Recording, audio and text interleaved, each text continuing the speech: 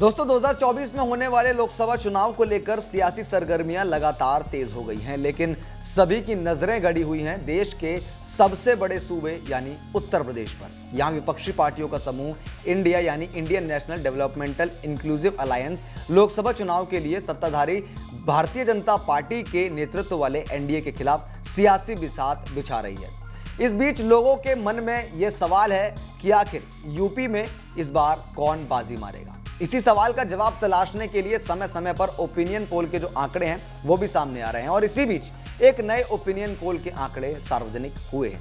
यह opinion poll 5 फरवरी से 27 फरवरी के बीच किया गया था। इस ओपिनियन पोल के आंकड़े ने भाजपा के लिए अच्छे संकेत तो दिए हैं, वहीं विपक्ष के लिए यह ओपिनियन पोल खतरे की घंटी साबित हो रहा है। जी न्यूज और मेट्राइज के इस ओपिनियन पोल से यूपी में विपक्ष को जोरदार झटका लगता हुआ दिख रहा है। दूसरी तरफ यहां एनडीए की जो है बल्ले बल्ले हो रही है। इस ओपिनियन पोल में एनडीए को लोकसभा चुनाव में 80 में से 78 सीटें जीतने का अनुमान जताया जा रहा है। वहीं इंडिया यानी सपा कांग्रेस को महज सिर्फ और सिर्फ 2 सीटें जीतने का अनुमान बताया जा रहा है। लेकिन सबसे जो बड़ा झटका है वो मायावती की बसपा को लगता हुआ दिख रहा है, क्योंकि ओपिनियन पोल के अनुसार इस चुनाव में बसपा को एक भी सीट नहीं मिल रही है।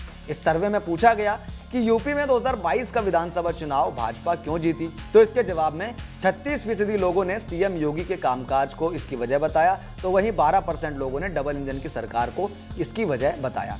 लोकसभा चुनाव 2024 की बात करें तो यूपी में अभी इंडिया के बैनर तले समाजवादी पार्टी और कांग्रेस के बीच एकदम नया नवेला गठबंधन हुआ है। वहीं राष्ट्रीय लोकदल के मुखिया जयंत चौधरी ने बीते दिनों सपा से अपना गठबंधन तोड़ लिया था। अब वो इंडिया के साथ चुनाव लड़ेंगे। वहीं एनडीए में भाजपा के साथ साथ अनुप्रिया पटेल की अपना दल, ओपी राजभर की सुहेल देव भारतीय समाज पार्टी साथ हैं, तो वहीं दूसरी तरफ बहुजन समाज पार्टी यानी कि बसपा की मुखिया मायावती अकेले ही चुनाव लड़ रही हैं।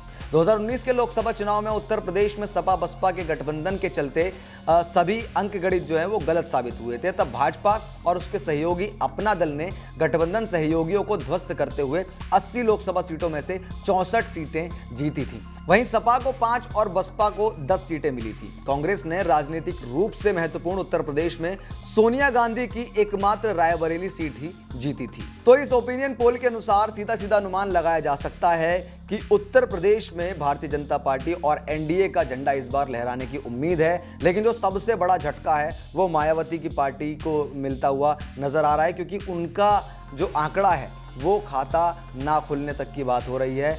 ओपिनियन पोल में सामने आया है कि मायावती का शायद खाता इस बार नहीं खुल पाएगा। आपकी जो भी राय हो कमेंट बॉक्स में बताइए, वीडियो को लाइक कीजिए और चुनाव से जुड़ी हर एक बड़ी अपडेट के लिए सब्सक्राइब कीजिए आरए न्यूज़ को। नमस्कार।